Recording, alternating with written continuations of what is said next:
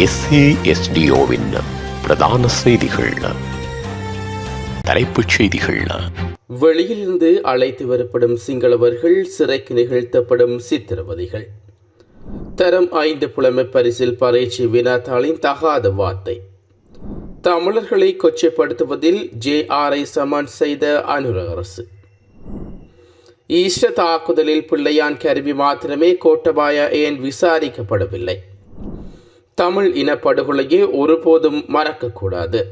அமெரிக்காவை உலுக்கிய கொலைகள் விலகாத மர்மத்துடன் முடிந்த வழக்கு. தொடர்பன விரிவான செய்திகள். தாயக செய்திகள்.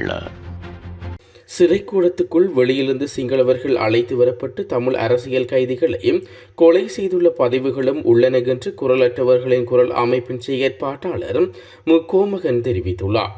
தொடர்ந்தும் கருத்து தெரிவித்துள்ள அவர், ஆனால் இதற்குரிய விசாரணைகளோ நியாயங்களோ இதுவரை கிடைக்கப்பெறவில்லை. தமிழ் அரசியல் கைதிகளான ஆனந்த சுதாகரன் விடயத்தில் தற்போது ஆயுள் கைதியாக சிறையில் இருக்கின்றார். முன்னாள் ஜனாதிபதி மைத்திரிபால சிறிசேன ஆட்சி காலத்தில் வாக்குறுதிகள் அளிக்கப்பட்டன, ஆனால் அதுவும் கைவிடப்பட்ட நிலையிலேயே உள்ளன. அனுராதபுரம் கல்வி வலயத்தில் தரம் 5 புலமை பரீட்சைக்கு தோற்றும் மாணவர்களுக்காக முன்னோடி வினாத்தாள் ஒன்றில் எழுத்து பிழையினால் தகாத வார்த்தை அச்சிடப்பட்டிருந்தது என்று தெரிவிக்கப்படுகிறது. இச்சம்பவம் பெரும் சர்ச்சையை ஏற்படுத்தியுள்ளதாக தெரிவிக்கப்படுகிறது. கடந்த 22ஆம் தேதி இந்த வினாத்தாள் மாணவர்களுக்கு வழங்கப்பட்டுள்ளது. இந்த எழுத்து மற்றும் அச்சுப்பிழையினால் தாமும் மாணவியரும் பெரும் அசௌகரியங்களை எதிர்நோக்கியதாக ஆசிரியர்கள் தெரிவித்துள்ளனர். அனுராதபுரம் வலய கல்வி காரியாலயத்தில் இந்த பரீட்சை வினாத்தாள் தயாரிக்கப்பட்டுள்ளது. இந்த வினாத்தாளை பெற்றுக்கொண்ட அதிபர்கள் தங்களது பாடசாலைகளை பரீட்சையை நடத்தியுள்ளார்கள். பரீட்சையில் இதன்போது மாணவர்கள் மத்தியில் குழப்ப நிலை ஏற்பட்டதாகவும், இது குறித்து தேடி பார்த்தபோது வினாத்தாளில் தவறுதலாக தகாத வார்த்தைகள் அச்சிடப்பட்டமையும் கண்டறியப்பட்டுள்ளது. இது குறித்து அதிபர்கள் வலய கல்வி காரியாலயத்துக்கு அறிவித்துள்ளனர். அதனைத் தொடர்ந்து திருத்தி அமைக்கப்பட்ட புதிய வினாத்தாள் வழங்குவதற்கு நடவடிக்கை எடுக்கப்பட்டுள்ளது. இச்சம்பவம் தொடர்பில் விசாரணை நடத்தப்படும் என்று மாகாண கல்வி திணைக்களம் அறிவித்துள்ளது. தமிழ் மக்களின் உணர்வுகளை கொச்சைப்படுத்தும் விடயத்தில் JR ஜெயவர்தன அரசுக்கும் அனுரா அரசுக்கும் இடையில் வேறுபாடு இல்லை என்று கொழும்பில் நடைபெற்ற கருப்பு ஜூலை நினைவேந்தல் தின நிகழ்வில் விசனம் வெளியிடப்பட்டுள்ளது. 42 வருடங்களுக்கு முன்னர் கொழும்பில் தமிழ் மக்களுக்கு எதிரான கலவரம் ஆரம்பமான கனத்தை சுற்றுவட்டத்தில் கருப்பு ஜூலை நினைவேந்தல் நிகழ்வுகளும் நேற்று கொழும்பில் இடம்பெற்றன. வடக்கு தெற்கு சகோதரத்துவ அமைப்பு ஏற்பாடு செய்திருந்த நிகழ்வில் சிவில் சமூகத்தினர், மனித உரிமை ஆர்வலர்கள், செயற்பாட்டாளர்கள் கலந்து கொண்டார்கள். கருப்பு ஜூலை நினைவேந்த நிகழ்வில் கலந்து கொண்டவர்கள் சகோதரம் என்ற பெயரில் யாழ்ப்பாணத்தில் கருப்பு ஜூலை வாரத்தில் அரசு முன்னெடுக்கும் நிகழ்வு குறித்து விசனம் வெளியிட்டுள்ளார்கள்.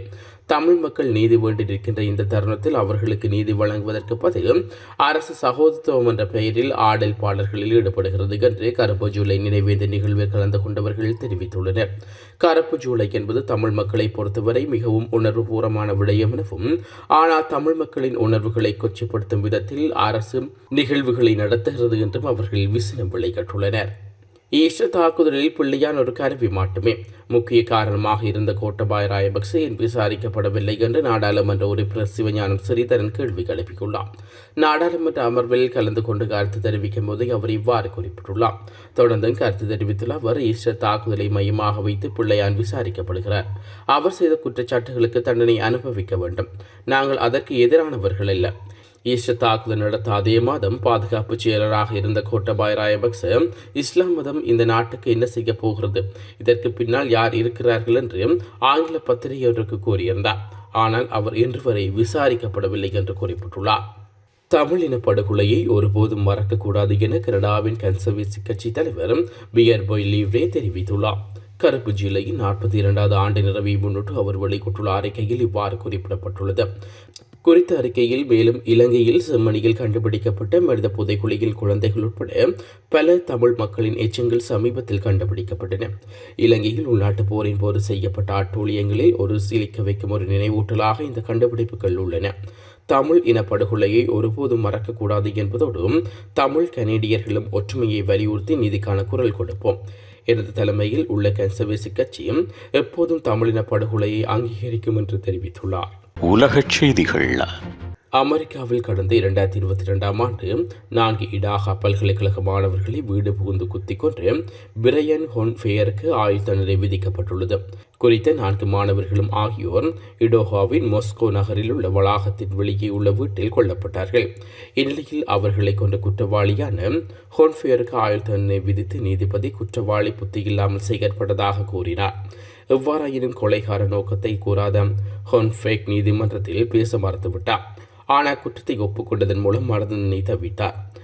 குற்றவாளியான பிரையன் ஹொன்ஃபேன் குற்றவியல் முனைவர் பட்டம் பெற்ற மாணவர் ஆவார். ஒரு முனைவர் பட்டம் பெற்ற மாணவர் ஏன் இன்னொரு பல்கலைக்கழக வளாகத்துக்கு சென்று அங்கிருந்த மாணவர்களை கொலை செய்ய வேண்டும் என்பது தற்போது மர்மமாகவே இருப்பதாக அந்நாட்டு ஊடகங்கள் தெரிவிக்கின்றன. மீண்டும் தலைப்புச் செய்திகள். வெளியிலிருந்து அழைத்து வரப்படும் சிங்களவர்கள் சிறைக்கு நிகழ்த்தப்படும் சித்திரவதைகள். தரம் 5 புலமை பரிசில் பரீட்சை வினாத்தாளின் தகாத வார்த்தை. தமிழர்களை கொச்சைப்படுத்துவதில் JRஐ சமன் செய்த அனுர அரசு. ஈஸ்டர் தாக்குதலில் பிள்ளையான் கருவி மாத்திரமே கோட்டபாய ஏன் விசாரிக்கப்படவில்லை? தமிழ் இனப்படுகொலையை ஒருபோதும் மறக்கக்கூடாது. அமெரிக்காவை உலுக்கிய கொலைகள் விலகாத மர்மத்துடன் முடிந்த வழக்கு.